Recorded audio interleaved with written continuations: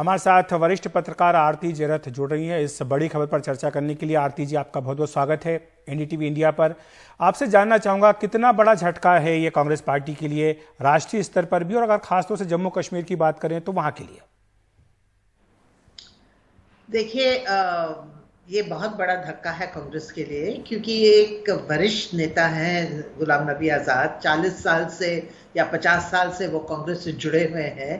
इतने बड़े बड़े पद उन्होंने ऑक्यूपाई किए हैं और अब छोड़ दिया, तो ये तो धक्का तो होगा। पर मेरे ख्याल में उनके छोड़ने से ज्यादा जो उन्होंने कहा है कांग्रेस की वर्किंग पे, जिस तरह से उन्होंने राहुल गांधी को ब्लेम किया है कि ये जो कुछ भी हो रहा है कांग्रेस में वो राहुल गांधी की वजह से हो रहा है। जो कांग्रेस की हार हुई है पिछले 2 साल में इतने सारे चुनाव में, वो राहुल गांधी जिम्मेवार है उसके लिए। मतलब जो शब्द उन्होंने राहुल गांधी के लिए इस्तेमाल किए हैं वो ज्यादा हानिकारक है कांग्रेस के लिए, क्योंकि राहुल गांधी ही अब चेहरे हैं कांग्रेस पार्टी के। हालांकि वो प्रेसिडेंट बनना नहीं चाहते हैं, पर अभी वो एक रैली कर रहे हैं 4 सितंबर को रामलीला मैदान में। उसके बाद वो भारत जोड़ो यात्रा शुरू कर रहे हैं। वो 3-4 महीने वो जाएंगे, 12 प्रदेश में से गुजरेंगे। तो राहुल गांधी के खिलाफ आपको ऐसे बोलना और राहुल गांधी को ब्लेम करना कि जो भी स्थिति है कांग्रेस की आज, उसके लिए राहुल गांधी जिम्मेवार है, ये मेरे ख्याल में ये बहुत बड़ा धक्का है कांग्रेस। लेकिन ये बात तो कई नेता जो पार्टी छोड़ चुके हैं उन्होंने राहुल गांधी को लेकर के कही भी है। हेमंत बिस्वा शर्मा का भी आज बयान आया कि जब उन्होंने पार्टी छोड़ी थी तब भी यही बात उन्होंने कही थी कि एक वक्त ये आएगा कि जब कांग्रेस पार्टी में केवल गांधी बचेंगे। और एक लंबी फहरिस्त उन नेताओं की जो एक एक करके कांग्रेस पार्टी छोड़ते जा रहे हैं। ऐसे समय जब कांग्रेस पार्टी भारत जोड़ो यात्रा शुरू करने जा रही है, 2 महत्वपूर्ण राज्यों के चुनाव जहां पर कि बीजेपी सत्ता में, गुजरात हिमाचल वो सिर पर हैं, ऐसे में इनका जाना, और ये भी कहा जा रहा है आरती जी कि जम्मू कश्मीर में भी चुनाव हो सकता है। और जो फार्मूला पंजाब में जिस तरह से देखा, कैप्टन अमरिंदर सिंह ने नई पार्टी बनाकर बीजेपी से तालमेल किया, कुछ वैसा ही क्या आप मानती हैं जम्मू कश्मीर में गुलाम नबी आज़ाद भी कर सकते हैं?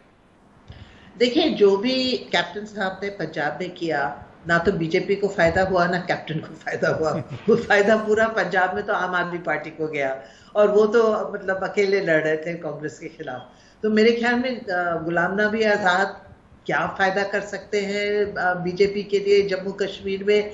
वो तो है जम्मू के नेता, कश्मीर के तो है नहीं। और जम्मू में तो इन एनी केस बीजेपी काफी मतलब स्ट्रांग है, उसकी पार्टी काफी मजबूत है जम्मू में। तो क्या वो दे सकते हैं भाजपा को जम्मू कश्मीर में? मुझे समझ में नहीं आता, वो तो देखना होगा।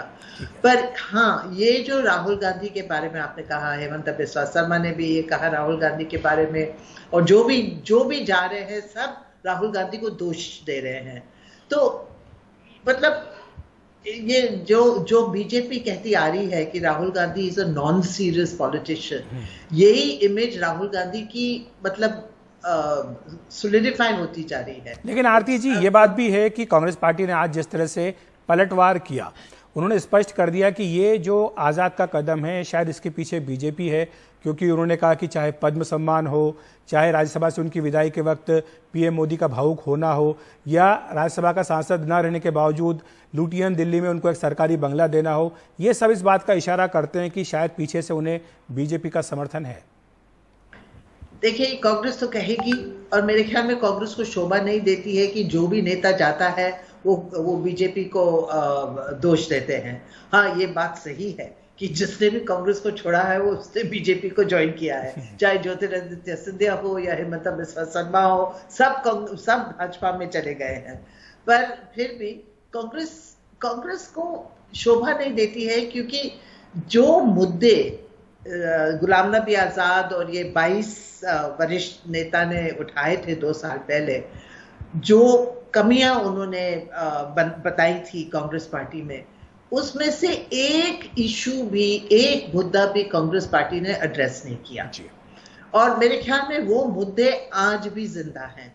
जो कमियां वो आज के पत्र में भी उन्होंने जो बोला है वो सही है, और वो मुद्दे अगर कांग्रेस एड्रेस नहीं करेगी तो कांग्रेस तो खत्म ही होती जाएगी ना। आखिर में आती जाते जाते जो आपने जिक्र किया है 22 नेताओं को आजाद को मिला के 23 G23 मीडिया में उन्हें कहा गया, आज आनंद शर्मा का तो बयान आया, कहा कि दुर्भाग्यपूर्ण है आज़ाद का जाना, लेकिन संदीप दीक्षित जो G23 के दूसरे सदस्य हैं उन्होंने कहा कि हमने सुधार की बात की थी, बगावत की बात नहीं की थी।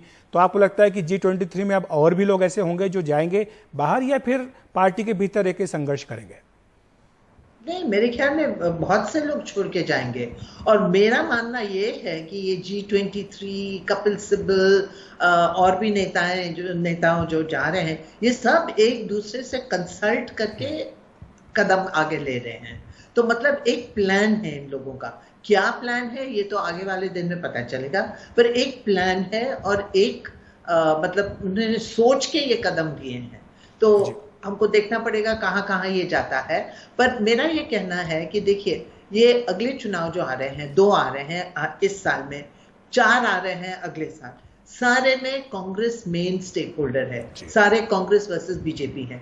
राहुल गांधी इस समय कुछ नहीं कर रहे हैं ये चुनाव के लिए, सिर्फ भारत जोड़ो यात्रा में इन्वॉल्व हैं। तो आप बताइए ये पार्टी कैसे जिंदा रहेगी? अगर चुनाव में बीजेपी इसको हरवा देगी हर प्रदेश में, तो फिर कांग्रेस का क्या हाल रहेगा? बहुत बहुत शुक्रिया आपका आरती जी, बहुत विस्तार से समझाने के लिए कि गुलाम नबी आज़ाद के कांग्रेस से जाने का क्या मतलब है।